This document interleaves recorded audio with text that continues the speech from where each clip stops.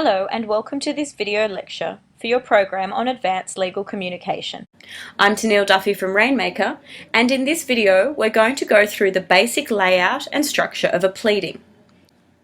So first of all, let's go through the pleading that we've got and see that it has all of the essential information that we've identified as required in the reading material.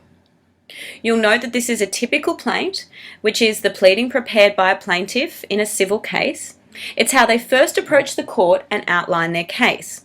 Now, this is taken from a real pleading, so it's not presented to you today in any way that's suggesting that it's perfect. It has all the good and the bad points of a pleading that you might find around the courts these days, but it's certainly presented to you as something that's quite typical of what you might find in use today.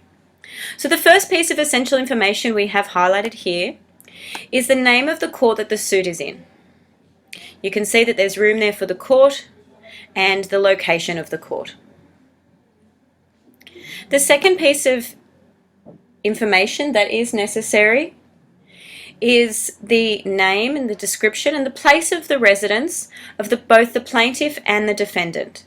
So you can see here, when the parties are outlined, there's also space there for the officers because they're companies in this particular matter, and also the person or people who should be contacted or who are representing the companies in this particular matter. So highlighted there is the two plaintiffs, and then secondly, following that, are the two defendants.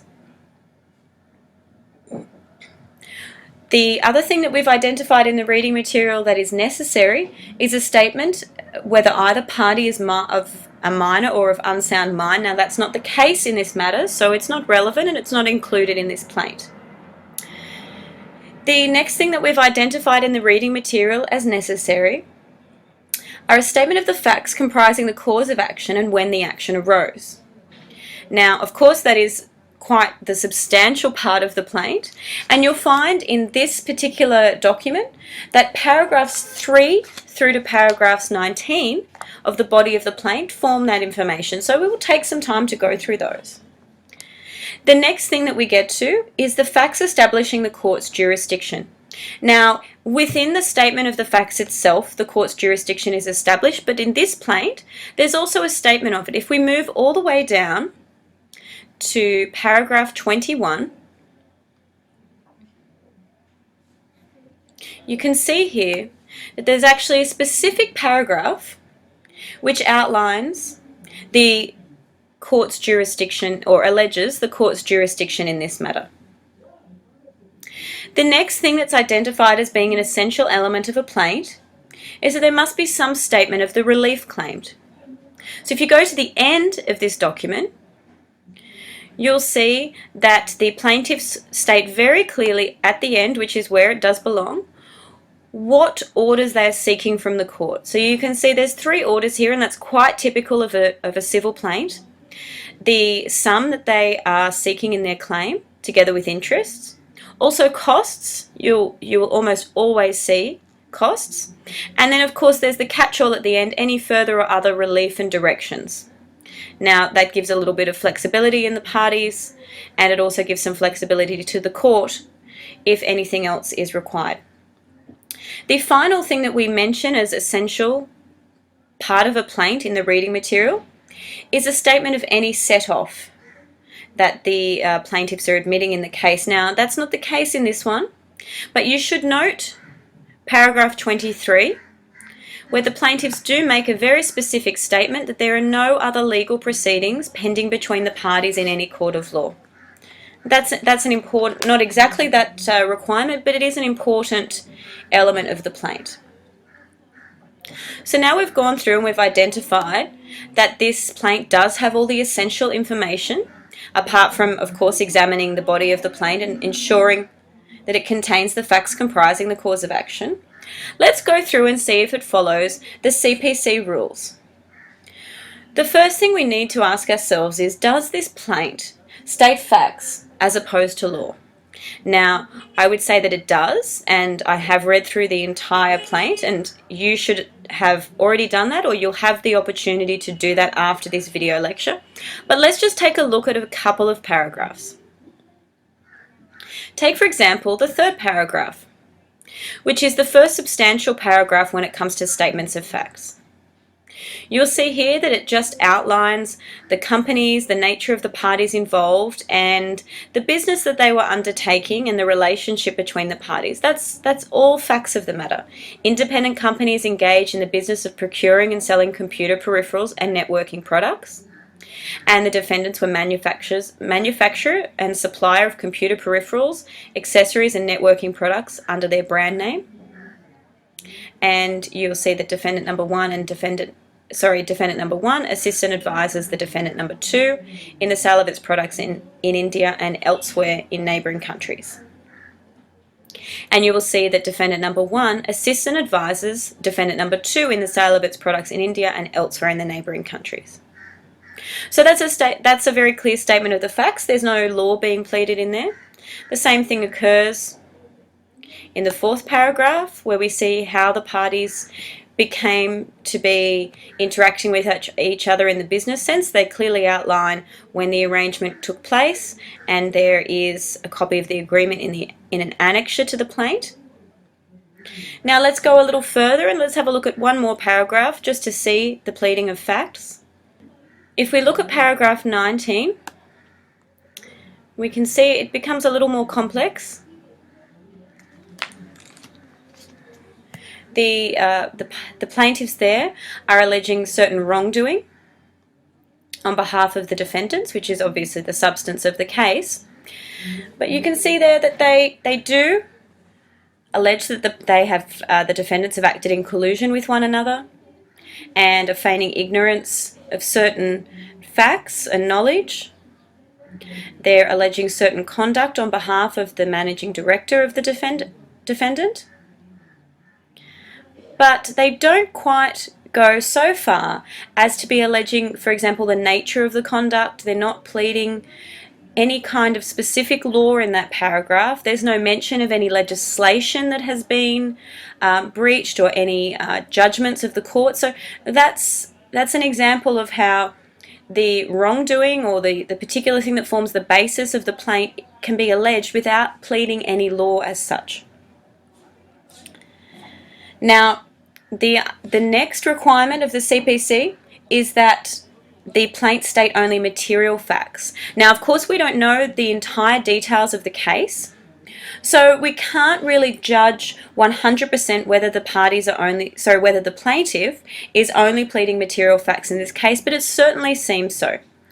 The plaint is relatively short, and once you read through it, you'll see that the plaintiffs are focusing on setting out the course of the relationship and the interaction between the parties.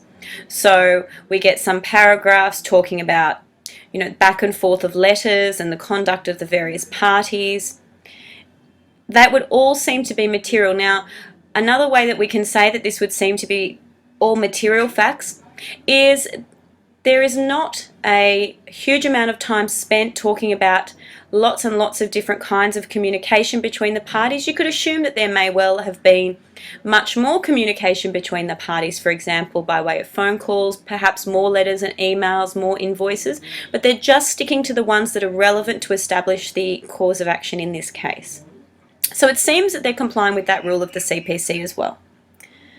The third one is that the plaint should only state facts and not evidence. Now again, I would say that this plaint mainly sticks to that rule.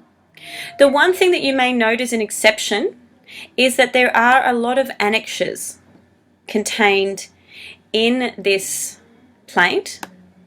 A lot of the letters, copies of the email communications between the parties, as well as a copy of the original contract between the parties, things of that nature have all been annexed. This is a common practice and often done blindly by advocates, or perhaps to try and scare their opponents into retreat. But you can think of it this way. As annexures and copies of documents, they don't strictly fall under the definition of evidence, as opposed to, say, an original document referred to as an exhibit. The final requirement from the CPC rules is that the plaint be concise. Now, apart from that being one of the CPC rules, we also know from our unit on persuasive writing that certainly fits in with the rules of persuasive writing. Although this is not an overly short document, it's also not an overly long plaint, and as we've already discussed, it does seem that the plaintiff is sticking to pleading only material facts and not law. So these pleadings do seem to be fairly concise, especially as far as the language goes. There might be some issues with the language in these pleadings, but the conciseness of them I think is fine. As I said before, the substantive paragraphs that contain the facts of the matter only go from 3 through to 19, and then there are some other necessary paragraphs. So I think that they fit within the rule that pleadings should be concise. But let's have a look at some of the language and see if that in itself could be more concise. So for example, if we look at paragraph 6, it's quite long, but the language itself is a little problematic, and given what we've learnt so far in our units, I think we could all do a better job of drafting this paragraph than what's already present. So although the contract for distribution and sale of the defendant's products was entered into only between the defendant number 2 and the plaintiff number 2, over time the defendant number 1 took control of the arrangement and commenced advising and instructing the plaintiff number 1 to instruct the plaintiff number 2 to raise purchase orders on... See, the first sentence only ends here, where I've got the marker on the screen. Now, what I'd like to do as an exercise to go with this video is for us all to have a go at redrafting this clause, and we can post different efforts on the discussion forum. And what you'll see coming up on the screen now is one example from me of how you could redraft this clause. And that just gives us an idea that even when we're presented with a typical plaint and a plaint that doesn't actually have that many problems, we can still improve the writing in it. And we can make the writing more persuasive and more clear by some simple redrafting. So that's something to keep in mind with all plaints or drafts that come across your desk of any kind of pleading, and certainly when you are the one responsible for drafting the pleading yourself. Thanks for watching, and in the next video we will move on to another common writing task for lawyers, and that is the drafting of a legal opinion.